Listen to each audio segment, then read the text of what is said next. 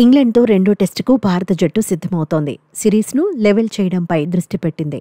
తొలి మ్యాచ్లో భారత్ 5 సెంచరీలు నమోదు చేసిన విజయాన్ని అందుకోలేకపోయింది.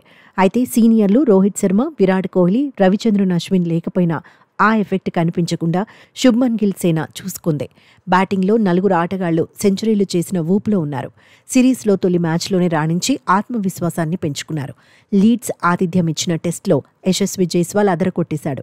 తొలి ఇన్నింగ్స్లో భారత్కు శుభారంభం అందించాడు.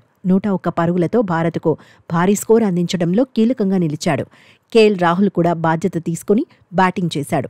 సీనియర్గా ఆకట్టుకున్నాడు. తొలి ఇన్నింగ్స్లో 8 పరుగుల తేడాతో హాఫ్ సెంచరీ మిస్ అయినా రెండో ఇన్నింగ్స్లో దంచేశాడు. కఠిన పరిస్థితులను సమర్థంగా ఎదుర్కొన్నాడు. ముందుగా క్రీజులో నిలదొక్కునేందుకు ప్రయత్నించాడు. ఆ తర్వాత ఇంగ్లాండ్ బౌలర్లపై ఒత్తిడి పెంచాడు. ఇంగ్లాండ్ పిచ్లపై ఎలా ఆడాలో మరోసారి చూపించాడు. 137 పరుగులతో మెస్మరైజ్ చేశాడు. టెస్ట్ జట్టు కెప్టెన్గా శుభ్మన్ గిల్ సైతం బ్యాట్తో ఆకట్టుకున్నాడు. తొలి మ్యాచ్లోనే పవర్ చూపించాడు. అగ్రెసివ్ గేమ్ ప్లాన్తో పరుగులు సాధించాడు. కూల్గా కనిపిస్తూనే స్కోర్ పెంచేశాడు. విదేశాల్లో బ్యాటింగ్ చేయలేడని విమర్శించే వాళ్లకు ఆన్సర్ ఇచ్చాడు. బ్యాటింగ్ ఆర్డర్లో 147 పరుగులతో పిల్లర్లా నిలిచాడు. 5వ స్థానంలో బ్యాటింగ్ చేసిన పంత్ ఎక్కడా తగ్గలేదు. ట్రేడ్ మార్క్ షాట్లతో విరుచుకుపడ్డాడు. తొలి ఇన్నింగ్స్లో 134 పరుగులు సాధించాడు. రెండో ఇన్నింగ్స్లోనూ చెలరేగాడు. వరుసగా రెండో సెంచరీని ఖాతాలో వేసుకున్నాడు.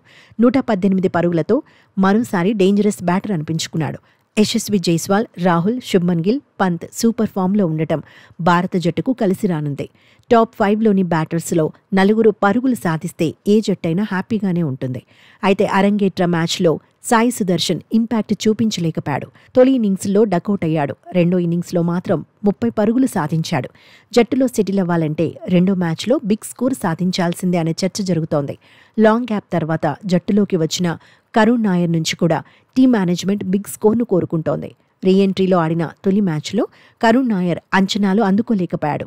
రెండో మ్యాచ్లోనూ ఫెయిల్ అయితే కెరియర్ డేంజర్లో పడుతుందనే వాదన ఉంది.